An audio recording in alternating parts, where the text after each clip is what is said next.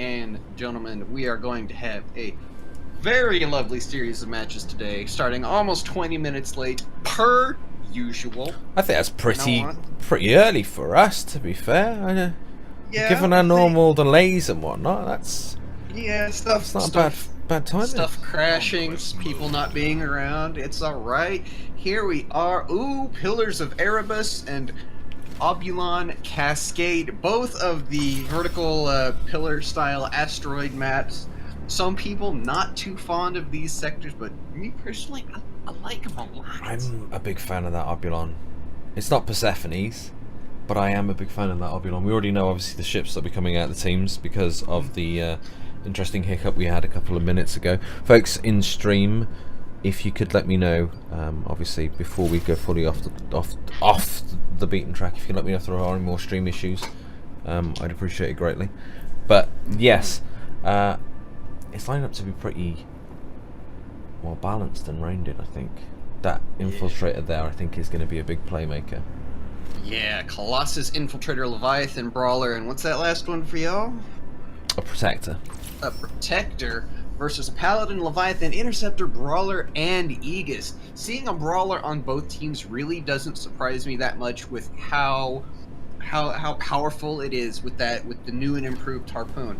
25-kilometer range, and it can pull from 25k as well. So it has so much power to pick. If you grab something, if it's not a heavy, it's dead. If it's not a heavy, it's starting to jump home, basically. That's what it's doing, because it's the only way you're getting out of that Brawler grasp if it's dragging you in. Yeah, that's it. You better hope you get missed, because or you're praying that sweet baby Jesus, yeah. Now, I am going to have to give, just based off of comp, strictly off of comp, personally, I think that Team Mothra Daquiri here has it, but that's only because the Aegis is able to put out so much more damage, or has so much more damage potential than that Colossus. I think the Colossus has much better sustained damage, because if you're in 10k, you're getting it, pretty much. I think it's the. I think it's going to depend on the Infiltrator build, if I'm entirely honest. If he's going with that utility cooldown, extended utility duration Infiltrator build, and he's just going to run full utility and just turn it into a disable support, then they can sit there and they can spam shields and shoot stuff as much, try to shoot stuff as much as they want. They're not going to do enough consistent, persistent damage to offset the, are we running near beam? Let's just check before I presume that we're running near beam. Yeah, repair near beam. Protector, wow. All he needs is a few seconds. And whatever's been focused is going to be back up and running at full spec. And that's what that Infiltrator is going to do. I'm feeling this comp.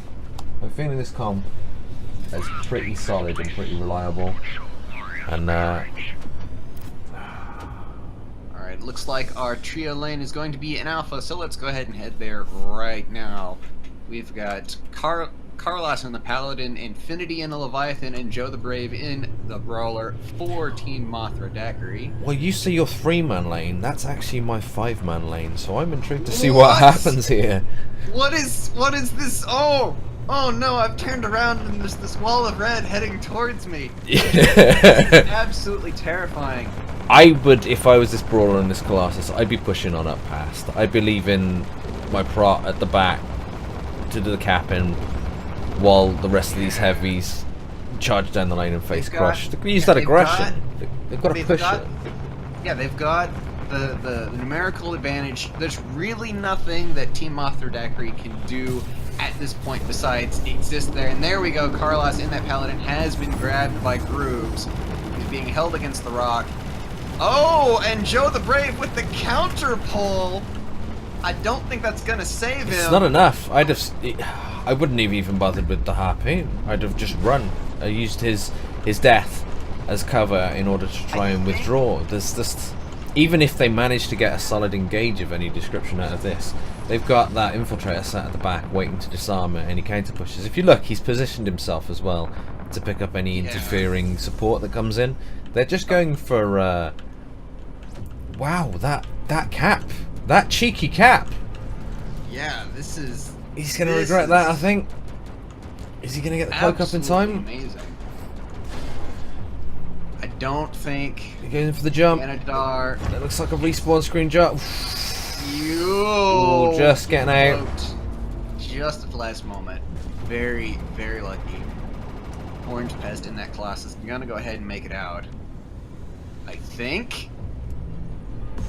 Yeah, he should be Rook clear. coming right back in. Taking a look off Blue's shot. He hasn't got anything. Although he's poking his nose out unnecessarily. Rook taking himself some cover. I think he's... Oh, is he considering the beacon? Is he considering a beacon? He just jumped back into the lane with it, so he can't use it even if he wanted to. He's too busy knocking for Blue's lineup. Yeah, there's the suicide jump. He wants to get back on the field as fast as possible. But the counter cap, on the other hand, in the opposing lane is Grooves, making his way currently up to the third mine.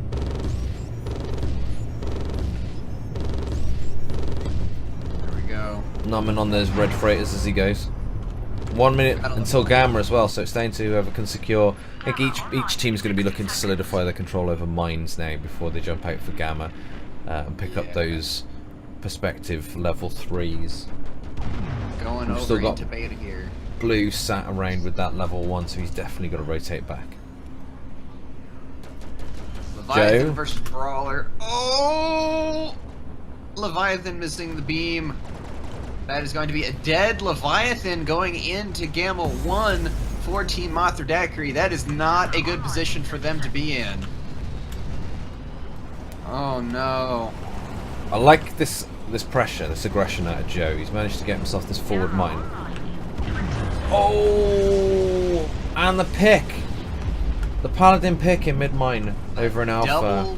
Oh no, a double pick going in for Mothra Daquiri. They're in a ton of trouble right now. The entirety of SPF9000 is up and doing fine. However... That was a nice counter push off the back of them. I really thought they were going to get bogged down trying to take that first mine and then be late to Gamma, but they've managed to not only re-secure the first mine, they've taken the mid mine as well, leaving them with 4 mines heading into Gamma 1, and they're outcapping their opponents. Yeah. That's a pretty solid play right there. I think the Infiltrator was not able to answer that push in time. And they're not interested in staying for the fight. They want to take it back out to the lanes. No reason to fight at all. For a second there, I couldn't see Grooves' jump. And I did wonder what was going on. They're stacking that lane again. Looks like they're going for an alpha push, relying, I suppose, on their opponents wanting to spread out in order to try and recap the mines. Whereas are they focusing on that push? Grooves is coming back for his level and repairs. Level 4 this early on. Ganado leading the charge. A bit unconventional for an infiltrator, don't get me wrong, but if he feels confident enough to do it, then you work away, my friend, you work away. I appreciate and acknowledge your courage.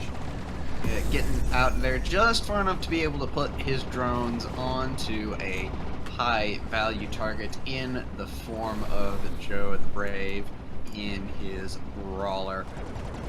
Those fighters, however, eating up those ion drones. They have been switched over to the Paladin, who has turned on his field, revealed the Infiltrator, but it's not going to be enough. Grooves managed to grind. Yep. Because Carlos, I was going to say Grooves, that was a nice hook. Carlos did try to hook himself in on the asteroid, but it wasn't quite enough. As Grooves sort of dragged him out, claws scraping down the side of the asteroid. Grooves is like, nah, come over here. I got some thumping for you. No, not quite enough. That is a very, very strong push coming from Alpha 1. They've got level 5. So Orange Pest, I would imagine, is going to stay around. No, he's not going to stay around. They're going straight in for the base. They've got the gamma advantage. They had a level advantage for a moment. I think it's currently worth it. They're still holding that 1 mine lead. They're pressuring in the enemy base. They're farming up resources. As long as they don't feed too heavy too quickly, which with that near beam prop, it should be... We all know how effective that is at the moment. They've got the slow tick on the base, so they're making some... Groove's taking it. Oh, but that near beam... just if he can not just going down. get himself under the station, stay alive for a little longer. Joe the Brave has gone down. Blue Span in that interceptor getting absolutely hammered. Is it worth Death the ball lineup? coming in. Oh, the death ball is gonna get one. I don't think he But needed they're to die there. I still- really don't think Blue needed to sacrifice himself to get the pick on Grooves. I think let's- this is the game. This is the game. That hyper my. aggression. That hyper aggression is. Yeah. And that's the pick. Wow. Game 1, folks. That was. GG to Team SPF9000 just rolling over Mothra Daquiri in what was that, 7 minutes and change, right? Something thereabouts, yeah. They've still Okay, got Gamble. I know. I said it was going to go to SPF. I know, but I didn't quite expect it to go that quickly. Yeah. Oh wow, 21-2.